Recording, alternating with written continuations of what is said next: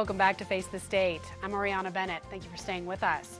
Well, recently, the Reno City Council voted to join the Sustainability Partners in Northern Nevada, advocating for clean energy policies here.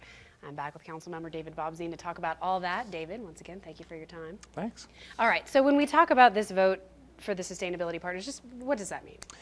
It was a pretty straightforward exercise in joining with other partners that are going to be engaging in the legislative session around all things clean energy. And the big mission, to sum it up, is the governor had his new energy industry task force that came out with some really broad recommendations for what the legislature should look at. And so in concept, this group is looking at those recommendations. So it's things like solar, it's things like energy policy, energy efficiency. And so it was a signal, this vote, that we were going to be engaged and at the table this next legislative session around this issue. Do you find that most acting bodies are kind of in agreement on this, or are there a lot of dissenting opinions? Well, I think local governments in particular are fairly united on this issue in terms of the broad concepts. I mean, obviously, once we get down to the nuts and bolts of the legislation, you'll start to see differing opinions emerge. But for Reno, it is a recognition that we are a leader in the renewable energy space and the clean energy space. The story of Tesla coming here wasn't just the fact that so many jobs were coming, but that here was a company that chose Northern Nevada to locate as they were building a business around climate solutions. Right, and I mean, Nevada is one of the sunniest states in the nation. Obviously, it would make sense to have a very strong solar industry here, and yet we kind of have seen policies that have pushed a lot of, at least rooftop solar companies, out of the state. So where does that put us now?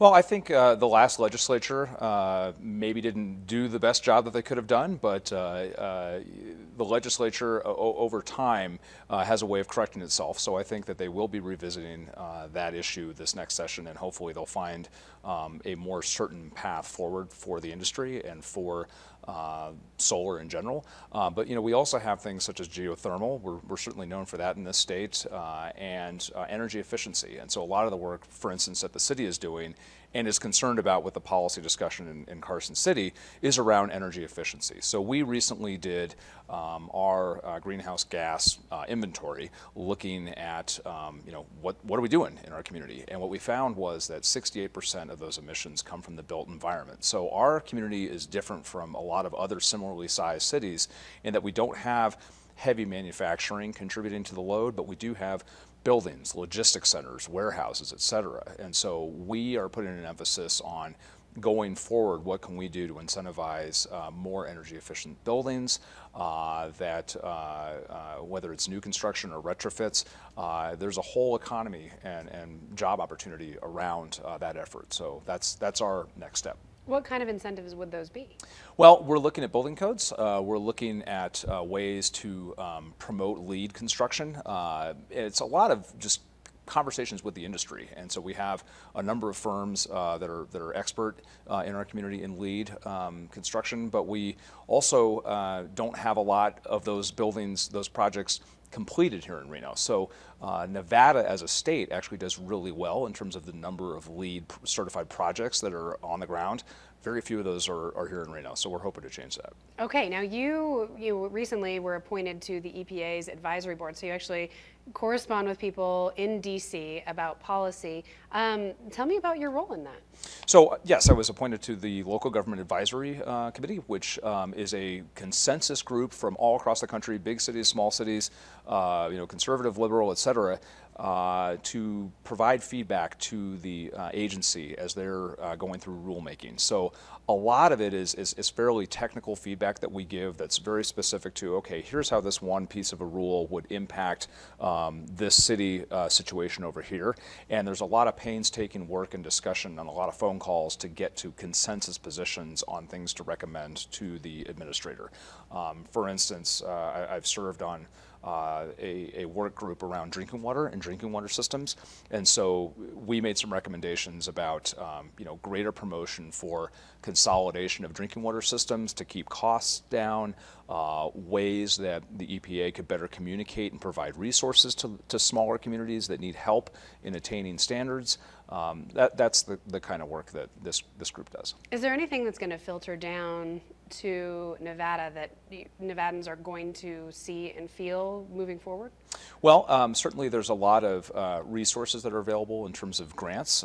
There's some question right now with the transition as to where that's going to go.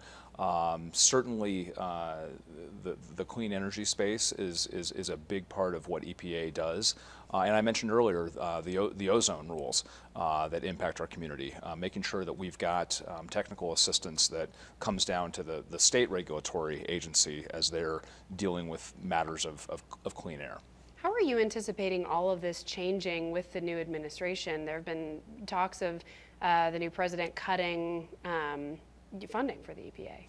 Yeah, and I'll make it clear that I'm not going to speak for the committee that I'm on, because we're very strict about confining ourselves to just the business that we do. But speaking as someone who watches environmental policy and as a city council member, it's safe to say that there's a lot of uncertainty with the transition. We are on regular phone calls with EPA staff.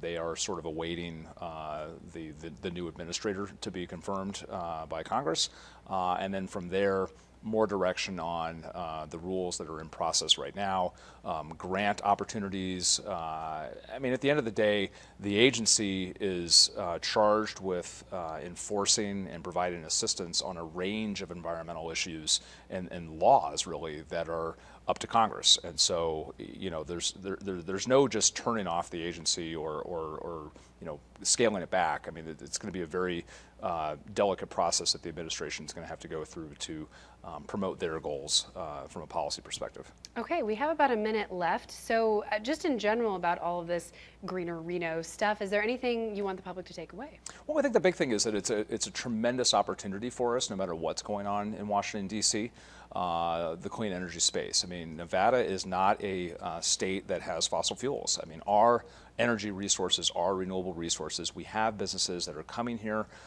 building solutions around climate, and so much of the job growth that we're seeing right now is because of this space. So we at the city are just hanging on to try to keep up with that and make sure that we are promoting ourselves as the place to come for clean energy business. Perfect. Okay, David, thank you so much for your time. I sure appreciate it. Thank you. Well, that is it for this episode of Face the State, but for more information or to see past episodes, you can just head to our website. That's ktvn.com. Thank you so much for being with us. We'll see you next week.